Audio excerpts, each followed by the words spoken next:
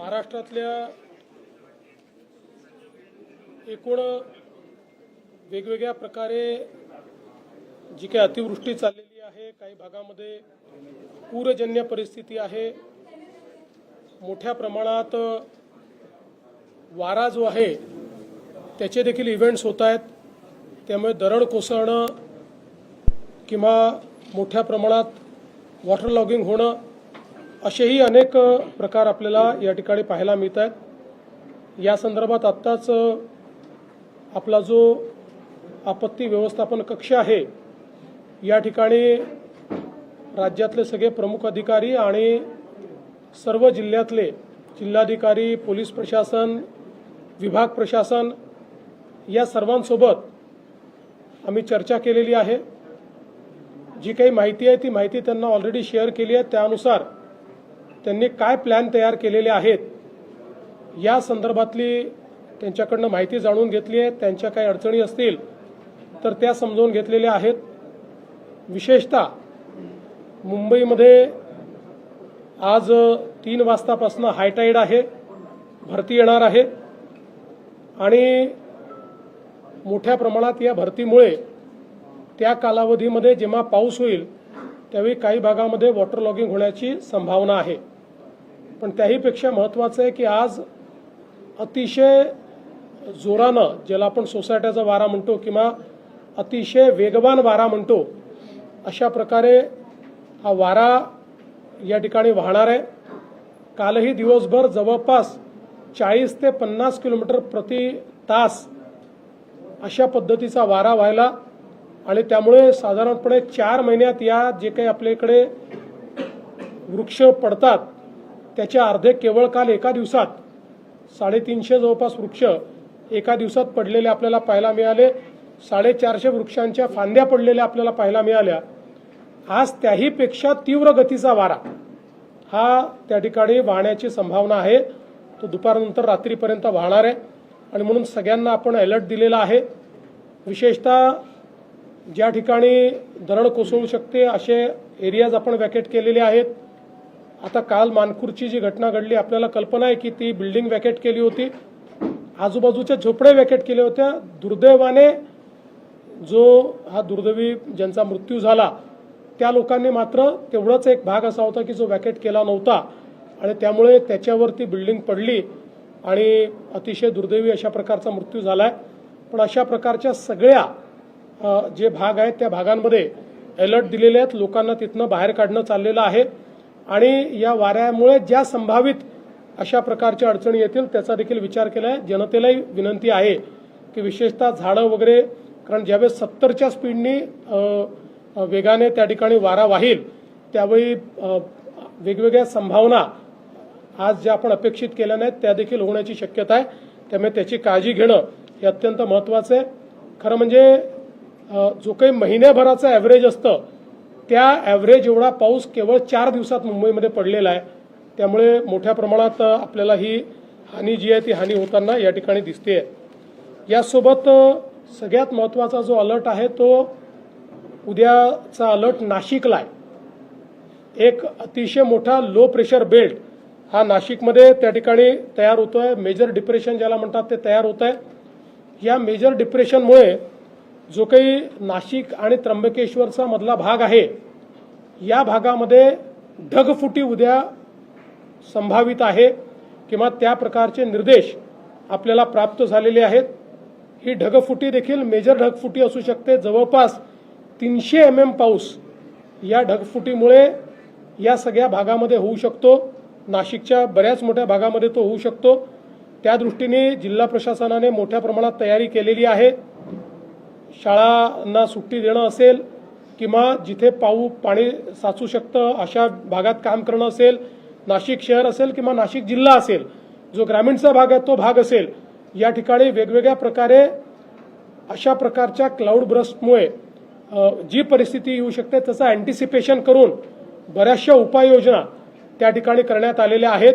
पण याच्यावर अतिशय करडी नजर ही आपल्याला ठेवावी लागेल, कारण हा एक मेजर इन्सिडन्स जो आहे तो या ठिकाणी आपल्याला संभावित आहे। मुळामध्ये 8 तारखेपर्यंत सातत्याने आपल्याला हे सगळे अलर्ट्स आहेत. आता विशेषतः आपण जर बघितलं तर गेल्या 4-5 दिवसांमध्ये पालघर जिल्हा हा अतिशय वर्स्ट अफेक्टेड अशा प्रकारचा जिल्हा आहे. वसई विरारचा भाग असेल, पालघर शहराचा भाग असेल, याच्यामध्ये खूप मोठ्या प्रमाणात पाणी जंपण्याच्या घटना या ठिकाणी झालेल्या आपल्याला पाहायला मिळत आहेत. त्या ठिकाणचे रस्ते बंद आहेत. विशेषतः रेल्वे ज्या आहेत, या रेल्वे आपल्याला ज्या गुजरातमध्ये येणाऱ्या रेल्वे आहेत त्या आधीच मध्ये रस्त्यात थांबलेल्या आहेत. तिथल्या लोकांना रेल्वेतनं काढून रोडच्या माध्यमातनं आणण्याचा प्रयत्न चाललेला आहे. जो अहमदाबाद मुंबई नवीन त्या ठिकाणी हायवे आहे, त्या ठिकाणी काही भागांमध्ये मोठ्या प्रमाणात काम चालू असल्यामुळे पाणी साठलेलं आपल्याला पाहायला मिळतंय आणि तिथे रस्ता बंद झालेला आहे. तोही रस्ता रिकामा करण्याचं काम हे चाललेलं आहे. पालघर जिल्ह्यामध्ये 4:30 वाजता त्या ठिकाणी पुन्हा भरती आहे. पाऊस आता थांबलाय पण पुन्हा तो पाऊस सुरू होणार आहे. त्यामुळे हा जो भरतीचा इव्हेंट आहे हा देखील आपल्याला अतिशय त्याच्यावर नजर ठेवावी लागेल, कारण त्यामुळे पुन्हा पाणी साठण्याच्या घटना या त्या भागामध्ये मोठ्या प्रमाणात होताना दिसू शकतील.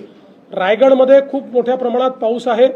रायगडचा सगळा आपल्या पश्चिमी घाटाच्या भागामध्ये मोठ्या प्रमाणात पाऊस आहे.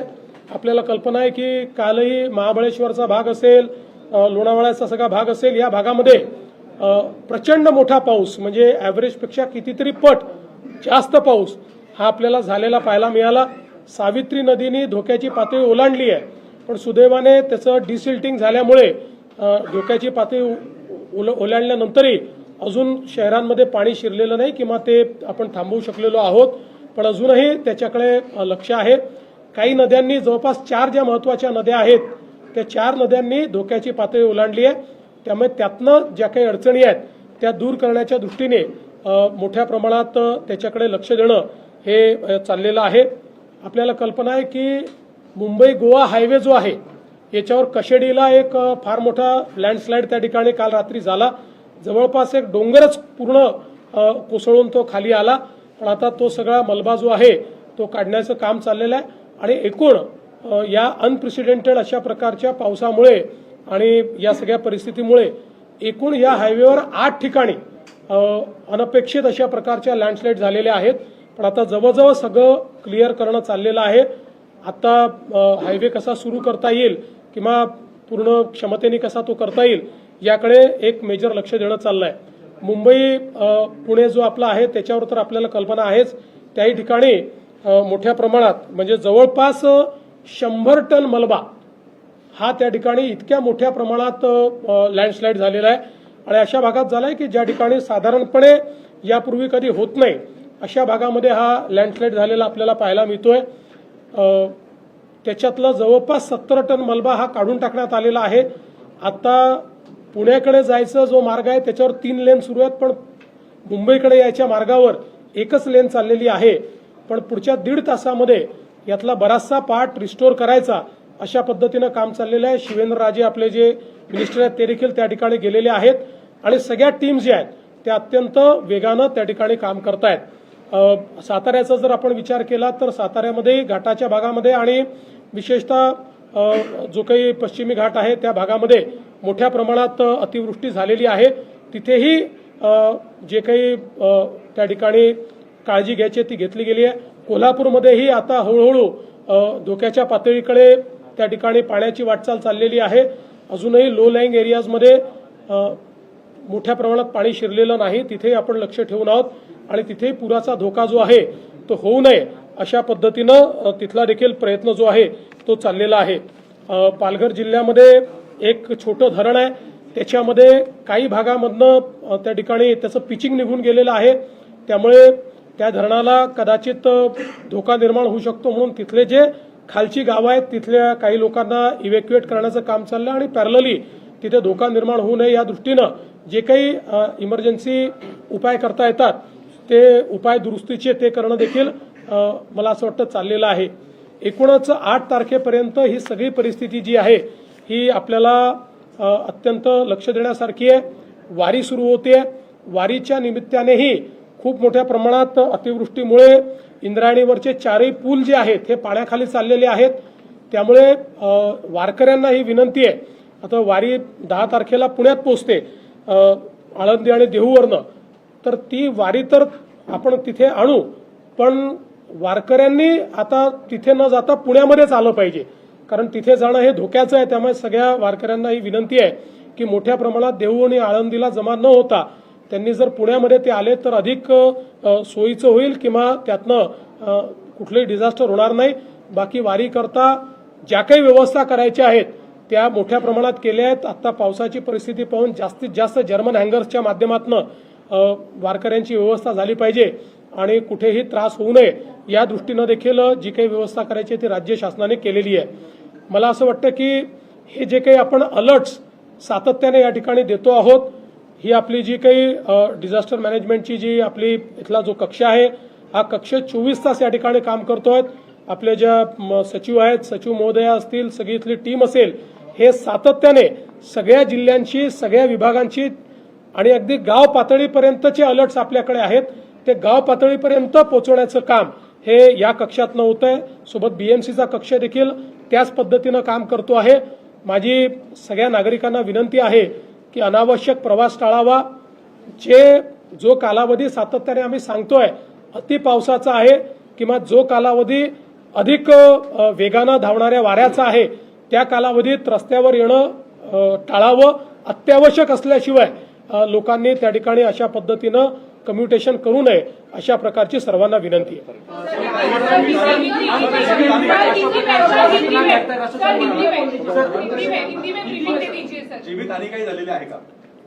जीवितहानी काही प्रमाणात झालेली आहे. त्या संदर्भातली माहिती आपल्याला यापूर्वी आम्ही दिलेली आहे. ती माहिती पण आम्ही देऊ. अनप्रेसिडेंटेड असं घटना तुम्ही असं म्हणाले, अनेक घटनांचा तुम्ही उल्लेख केला. मग केंद्राशी काही असं चर्चा किंवा काही आता ती वेळ आलेली नाही. आता पहिल्यांदा आपल्याला जसं आपल्याकडे आता एनडीआरएफ आहे, आता उद्याच्या घटनांचा विचार करून किंवा 8 तारखेपर्यंतचा वल्नरेबल एरिया कुठला आहे त्याचा विचार करून एनडीआरएफ त्या भागांमध्ये हलवण्यात आलेली आहे. आणि मग जिथे एनडीआरएफ जिथनं हलवली आहे, जिथे आता कदाचित थोडा त्याच्यापेक्षा कमी धोका वाटतोय तिथेही धोका निर्माण होऊ नये म्हणून तिथे एसडीआरएफ आपण नेमलेली आहे. त्यामुळे तशा पद्धतीचं डिप्लॉयमेंट जे काही अलर्ट आहे त्या अलर्टवर बेस्ड अशा प्रकारचं डिप्लॉयमेंट आपल्या डिझास्टर मॅनेजमेंट कक्षाने केलेलं आहे. आत्ता तरी अतिरिक्त बोलवण्याची आवश्यकता नाही आहे. जी पथकं आहे त्याचीच रिडिप्लॉयमेंट आपण करतो आहोत. आत्ता जो काही वेदर डेटा आहे आणि जे काही अलर्ट्स आहेत त्याच्या आधारावर पुरेसं डिप्लॉयमेंट केलं आहे. आज शाळा महाविद्यालयांना सुट्टी देण्यात आलेली आहे. उद्याच्या संदर्भामध्ये आज काही अलर्ट उद्याच्या संदर्भात आज संध्याकाळपर्यंत आपण त्याचा निर्णय घेतो. आपल्याकडे संध्याकाळपर्यंत नीट डेटा येतो. आता आपल्याकडे लॉंग टर्म फोरकास्टचा डेटा आहेच, पण तो संध्याकाळपर्यंत आपण कोलेक्ट करतो आणि त्याच्या आधारावर तो निर्णय करतो. त्यामुळे तसा निर्णय हा संध्याकाळपर्यंत केला. प्रायव्हेट ऑफिसेसमध्ये वर्क फ्रॉम होम साठी आपण प्राधान्य द्यावं असं सरकारने जी आर काढलाय, पण अनेक प्रायव्हेट ऑफिसेस जे आहेत याला प्राधान्य देताना दिसत नाहीत आणि बरेच मला असं वाटतं की आपले जे काही कर्मचारी आहेत त्यांची जबाबदारी ही खासगी कार्यालयांनी स्वीकारली पाहिजे. आपल्या कर्मचाऱ्यांच्या जीविताची, त्यांच्या एकूण सगळ्या गोष्टींची जबाबदारी ही सगळ्या आस्थापनांची आहे आणि हा मानवतेचा धर्म आहे. याच्यामध्ये कायदा, याच्यामध्ये कुठलं तरी बडगा, याच्यामध्ये काही कोणाचा GR याही पेक्षा मानवतेच्या दृष्टिकोनातून ज्यावेळी अशा प्रकारचे आपण अलर्ट देतो त्यावेळी ही अपेक्षा आहे की त्यांनी देखील त्याला रिस्पॉन्ड केलं पाहिजे. त्यामुळे आम्ही हा प्रयत्न करू की सगळे त्याला रिस्पॉन्ड करतील. सर, पुणे आणि मुंबई एक्सप्रेस हायवेवर यावेळेस पहिल्यांदा पाणी साचलं. नेमकं काय कारण झालं त्याच्यामुळे? आणि दुसरं सर एक तास कनेक्टिंग की काही ठिकाणी आपण आदेश दिले प्रशासनाने संदर्भात आलं, पण अनेक ठिकाणी कार्यालयामध्ये कर्मचाऱ्यांना बोलवणं हा भाग करत आहे. तिथे काय सुविधा आहे? पहिलं तर हे जे मुंबई पुणे हायवेवर झालंय, मी जसं सांगितलं की हा अप्रत्याशित किंवा विचार न केलेला इव्हेंट ज्याला म्हणतो अनप्रेसिडेंटेड अशा प्रकारचा इव्हेंट आहे. जवळपास त्या भागामध्ये जिथे हे लँडस्लाईड झाले त्या भागामध्ये ॲव्हरेजच्या 3 पट जास्त आणि अतिशय हाय इंटेन्सिटीने हा पाऊस झाला. त्याच्यामुळे साधारणपणे तिथे अशा दरडी कोसळण्याचे प्रकार कधी घडले नाहीत आणि विशेषतः मलबा येतोय. तो मलबा येत असल्यामुळे ही जी 4 व्हीलर छोटी वाहनं आहेत ही वाहनं त्याच्यात फसून राहिलेली आहेत. म्हणजे मी जसं सांगितलं 100 टन मलबा येणं हा एक म्हणजे आजपर्यंत न घडलेला इव्हेंट आहे, तो त्या ठिकाणी झालेला आहे. आणि जसं मी सांगितलं की अत्यावश्यक सेवा सोडून बाकीच्यांना आपण सुट्ट्या दिलेल्याच आहेत. कुठे जर कार्यालयात अशा प्रकारे बोलवण्यात येत असेल तर त्या संदर्भातली कारवाई आपण करू. सेंट्रल रेल्वे सर त्यांनी ऍक्टिव्ह कारण की सेंट्रल रेल्वे फार मोठी नाही, त्यांनीही अतिशय वेगानं कारवाई चालू केलेली आहे. जवळपास मॅक्झिमम त्यांनी सेवा अबाधित राहील असा प्रयत्न केला, पण काही ठिकाणी अलर्ट्स यात आणि आता विशेषतः हाय टाईड म्हणजे भरतीचा जो भाग आहे त्यामुळे काही अलर्ट राहणं हे गरजेचं आहे. त्यावरून काँग्रेस टीका करते. ते म्हणतात की इन्फ्रामॅन स्टेट डिझास्टर मॅन असा हा प्रवास आहे का, कारण मोठ्या प्रमाणात कनेक्टिंग लिंक मध्ये भ्रष्टाचार झाल्याचे आरोप हर्षवर्धन सरकार करतात. बघा, अशा व्यक्तींना उत्तर दिलं पाहिजे की ज्यांना समजतं, ज्यांना केवळ टीका करायची आहे, ज्यांनी जीवनात काही केलं नाही, एक पूल बांधला नाही, ज्यांच्या पक्षाने महाराष्ट्राचा सत्यानाश केला, ते आम्हाला प्रश्न विचारतायत. मी एवढंच सांगतो, आजही आपण जाऊन बघा, इंजिनिअरिंग मार्वल असलेल्या या कनेक्टिंग लिंकमध्ये बोगदा असेल, वायाडक्ट असेल, इतक्या प्रचंड परिस्थितीमध्येही त्या ठिकाणी कुठलंही डिझास्टर झालेलं नाही आहे. जे झालेलं आहे ते समोरच्या भागात दरड कोसळल्यामुळे त्या ठिकाणी झालेलं आहे. ज्यांना भ्रष्टाचार करण्याची सवय होती त्यांना मनातनं त्या ठिकाणी असं वाटतंय की यांच्या काळात का होत नाही, आणि म्हणून ते बेछूट अशा प्रकारचे आरोप करतात. अशा आरोपांना मला असं वाटतं की त्या ठिकाणी दुर्लक्षित केलं पाहिजे. हां, हे निश्चित आहे की जर काही एखादी चूक झाली असेल तर ती ठीक केली पाहिजे, पण मला खरं म्हणजे या ठिकाणी वाटतं की ज्या इंजिनियर्सनी, म्हणजे मला पुन्हा सांगायचं आहे, हर्षवर्धन सपकाळांच्या पक्षाने 2013 साली 13 कारणं लिहून कनेक्टिंग लिंक होऊ शकत नाही असं 13 कारणं लिहून त्यांच्या मुख्यमंत्र्यांनी फाईल बंद केली होती. पण महायुतीच्या सरकारने ती हिम्मत दाखवली आणि ती कनेक्टिंग लिंक तैयार केली है। आज अभी हमने डिजास्टर मैनेजमेंट जो हमारा कक्ष है, इसमें पूरे महाराष्ट्र की एक जो परिस्थिति है उस परिस्थिति का अवलोकन किया है। विशेष रूप से मुंबई जैसे शहर में बहुत जोरों से बारिश हुई है। मुंबई में जो एक महीने का एवरेज है, करीब करीब उतनी बारिश केवल 4 दिन में हुई है। और जब इतनी बारिश होती है और हाई टाइड आता है तो ऐसे समय बहुत बड़े पैमाने पर मुंबई में डिजास्टर की परिस्थिति निर्माण होती है। फिर भी लगातार बीएमसी ने कार्य करके वाटर लॉगिंग ये ज़्यादा न रहे इस प्रकार का प्रयास किया है। मुंबई की मेट्रो ठीक से चल रही है, मुंबई की रेलवे भी काफ़ी हद तक ठीक से चल रही है, कुछ जगह डिस्ट्रप्शन उसमें है। मुंबई की बसेस भी काफ़ी हद तक ठीक से चल रही है। लेकिन कल मुंबई में बहुत बड़े पैमाने पर जो विंड जो है अनप्रेसिडेंटेड इस प्रकार से हवा चली है और इसकी इंटेंसिटी करीब 50 किलोमीटर प्रति घंटा, इतनी इंटेंसिटी के साथ ये हवाएं चली और उसके कारण मुंबई के मॉनसून में 4 महीनों में जो इस प्रकार से यहाँ का मॉनसून बहुत तगड़ा होता है, तो जितने झाड़ गिरते करीब करीब उसके 50% कल एक दिन में झाड़ गिरे हैं और 350 झाड़ गिरे और करीब 450 झाड़ों की अलग अलग प्रकार से उसके जो डंगाल है या बाकी सारी चीजें हैं वो नीचे आई है। तो एक प्रकार से बहुत इंटेंसिटी के साथ यहाँ पर हवा को हमने देखा है और आज उससे भी ज्यादा इंटेंसिटी से यहाँ पर हवाएं बहने वाली है। करीब 70 किलोमीटर प्रति घंटा से 90 किलोमीटर तक भी हो जा सकती है, पर 50 से 70 किलोमीटर इस इंटेंसिटी के साथ यहाँ पर हवाएं चलेगी। इसलिए हमने लोगों को आज हमने छुट्टी भी दी है, हमारे ऑफिसेस को भी दी है, लोगों को वर्क फ्रॉम होम कहा है और लोगों को अपील की है कि लोग कम से कम घर से बाहर निकले, अत्यावश्यक हो तभी घर से बाहर निकले, अन्यथा मुझे ऐसा लगता है कि कोई न कोई प्रकार से दुर्घटना का सामना उनको करना पड़ेगा। इसके साथ साथ अगर हम लोग महाराष्ट्र के ये सारे इलाकों की बात देखेंगे तो कल नासिक में एक बहुत बड़ा अलर्ट है। कल क्लाउड बर्स्ट नासिक में होने की संभावना है और ये भी एक मेजर इस प्रकार का क्लाउड बर्स्ट है जो नासिक और त्र्यंबकेश्वर के बीच होगा, जिसका असर नासिक डिस्ट्रिक्ट में और नासिक शहर में भी हमको देखने को मिलेगा।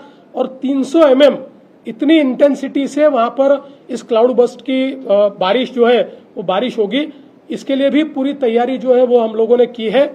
विशेष रूप से रायगढ़ जिला, पालघर जिला, सातारा जिला, मुंबई, ये सारा जो, और पुणे, ये जो सारा इलाका, इन इलाकों में बड़े पैमाने पर बारिश हुई है।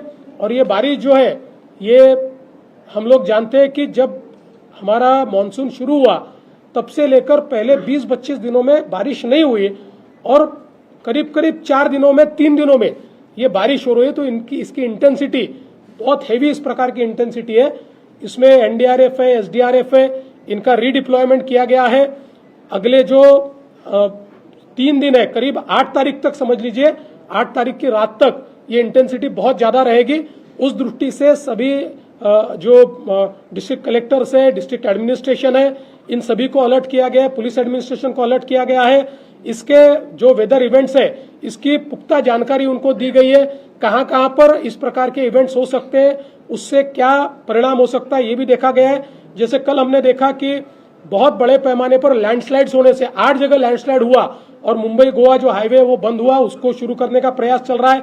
बहुत बड़े पैमाने पर लैंडस्लाइड मुंबई पुणे एक्सप्रेसवे पर हुआ, करीब 100 टन का मलबा ये मुंबई पुणे एक्सप्रेसवे पर आया, अभी उसको भी शुरू किया जा रहा है। मुंबई से पुणे जाते हुए 3 लेन शुरू हो चुकी है, पुणे से मुंबई अभी केवल 1 लेन शुरू है। अगले 1-1.5 घंटे में उसको भी शुरू करने का पूरे तरीके से, या उस मलबे को साफ करने का काम चल रहा है। और कुल मिलाकर सारी परिस्थिति पर हम लोग नजर रखे हैं। प्रशासन पूरे अलर्ट मोड पर है, और लोगों को ऐसे डिजास्टर के समय जो जो प्रकार की मदद लगती है उसको करने का प्रयास भी चल रहा है।